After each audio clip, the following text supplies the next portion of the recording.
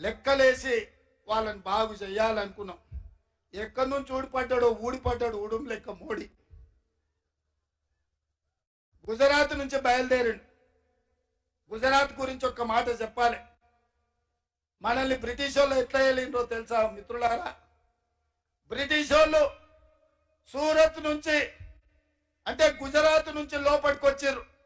సముద్రం పక్కన సంసారం పెట్టిండ్రు. అన్నదమ్ముల మధ్యలో పంచాయతీ పెట్టిర్రు. ఇక్కడ ఉన్న సంస్థలను రాజ్యాలలో ఉన్న సొమ్మును చూసిండ్రు. ఒకరికొకరికి తాకట్టు పెట్టి ఒకరికొకరికి పంచాయతీ పెట్టి మన జుట్లో మనకు ముడేసి బ్రిటిష్ వాళ్ళు ఈ దేశాన్ని కబలించి 100 సంవత్సరాలు ఏలి మన దేశంలో ఉన్న ఖనిజ సంపద నుంచి కోహినూరు వజ్రం వరకు దోపిడీ చేసి ఈ దేశాన్ని కొల్లగొట్టిరు. మళ్ళా 75 సంవత్సరాల తర్వాత ఆనాడు జవహర్లాల్ నెహ్రూ, పండిత్ జవహర్లాల్ నెహ్రూ గారు, సుభాష్ చంద్రబోస్, వల్లభాయ్ పటేల్, చంద్రశేఖర్ ఆజాద్, భగత్ సింగ్ లాంటి వీరులు నిటారుగా నిలబడి బ్రిటిష్ వాళ్ళను తరిమి ఈ దేశానికి స్వాతంత్రం ఇప్పించారు. మళ్ళా 75 ఏళ్ల తర్వాత అదే గుజరాత్ నుంచి అదే సూరత్ నుంచి ఇవాళ నరేంద్ర మోడీ, అమిత్ షా అని ఇద్దరు బయలుదేరిండ్రు. వాళ్ళకి ఇంకొక ఇద్దరు తోడైనరు. మేమిద్దరం మాకిద్దరు.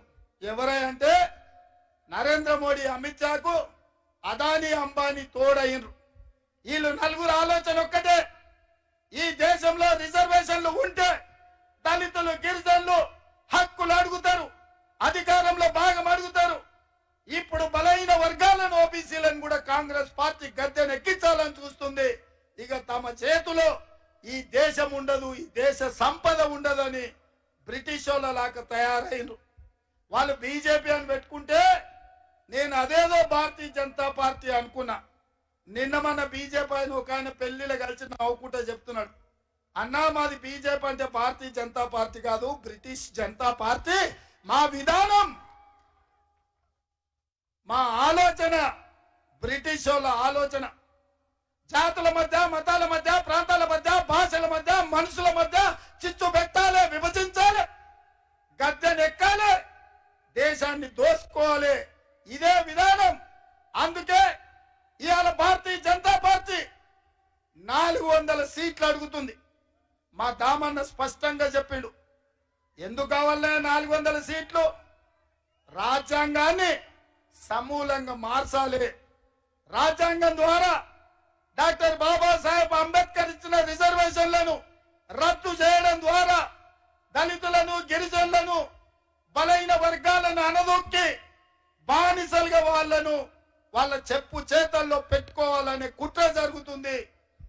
ఆ విధానంలోనే మొన్న జరిగిన పార్లమెంట్ లో రైతు వ్యతిరేక నల్ల చట్టాలను తెచ్చి మన తాత ముత్తాతల నుంచి వచ్చిన మన ఆస్తులు, మన వ్యవసాయం, మన సాంప్రదాయాన్ని అదాని, అంబానీ, అమెజాన్లకు తాకట్టు పెట్టి మన భూముల్లోనే మనము బానిసలుగా, వాళ్ళ చేతుల్లో కట్టు బానిసలుగా వెట్టి చాకిరి చేయాలని చట్టాన్ని తెచ్చారు. కానీ హర్యానా, పంజాబ్, ఉత్తరప్రదేశ్, బీహార్, రాజస్థాన్ నుంచి లక్షలాది మంది రైతులు ఢిల్లీ సరిహద్దు మీద, ఢిల్లీ మీద దండయాత్ర చేసి 16 నెలలు మండు టెండల్లో, మంచు కొండల్లో కూడా నిటారుగా నిలబడి నరేంద్ర మోడీతో కొట్లాడి